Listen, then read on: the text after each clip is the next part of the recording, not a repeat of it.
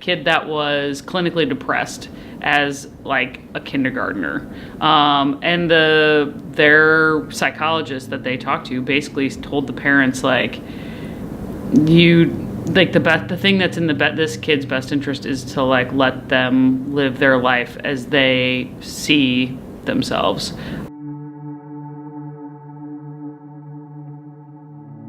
In the past, people, didn't come out as being gay or trans or bisexual or whatever because they were very, very afraid of the repercussions. And people still are, but as it becomes more socially acceptable, you are going to see more people who have the ability to admit that they are transgender. So our practice is that our students use the bathroom for that they identify with. And so, and that's been our practice, and it's been something that's worked well. But that's from our perspective. We don't know, some individuals might feel differently and feel like there's some ways that we can improve.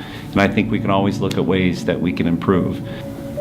I don't often use the bathroom in school, just because that situation to me is like not the most comfortable.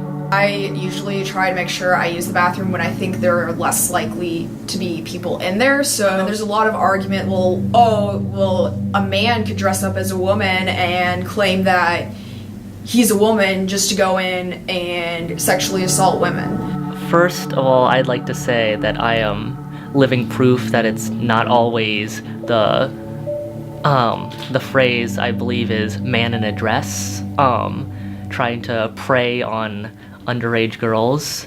Our practice in the district is, first and foremost, we want to make sure that our students feel comfortable. We want our students to come into our schools and focus on learning, developing relationships with one another, and they shouldn't have to worry about where they're having to use the restroom. I mean, I get to pee in the bathroom that I want to pee in. Like, it's something that, like, I don't think should be a big deal. Like, I like being able to use the bathroom that I want to be able to use, and it's kind of inconceivable. Like, I can't picture not being able to do that. I don't see why it's not feasible. I think that the community would generally support it, and I think that it wouldn't be costly to implement. I recently started testosterone, but like in a couple of years, my voice will be much deeper, I'll have facial hair, like I will look like a guy, and women don't want to see a guy in the women's restroom. Probably just having like a policy that allows transgender students to use the bathroom that conforms with their gender, and if they're gender non-conforming or don't want to use any of like the designated bathrooms, that there is an option for them. We haven't had that conversation. It's not to say that it's off the table. I think that's something that we can talk about. If you're uncomfortable with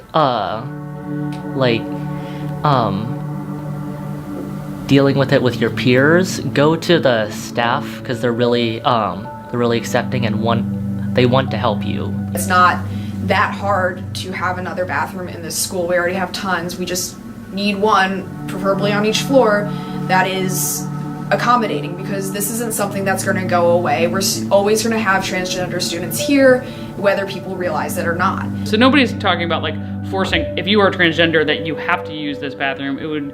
You would have multiple options, as would everyone else. I think is kind of like the approach that, as far as like the way that I view it. First and foremost, we always want our students to feel comfortable and that they're taken care of, and I don't want anybody walking into our doors feeling worried about where they're going to use the restroom that day. By just knowing that the school itself accepts who you are and is okay with your identity and will work to help you through that, it's very comforting. It's not actually just about the bathroom. It's saying like you are an equal member of this society, of our culture, and I think that's what's important about the gender neutral bathroom. It's not being able to use the bathroom; it's the symbolism of what it stands for.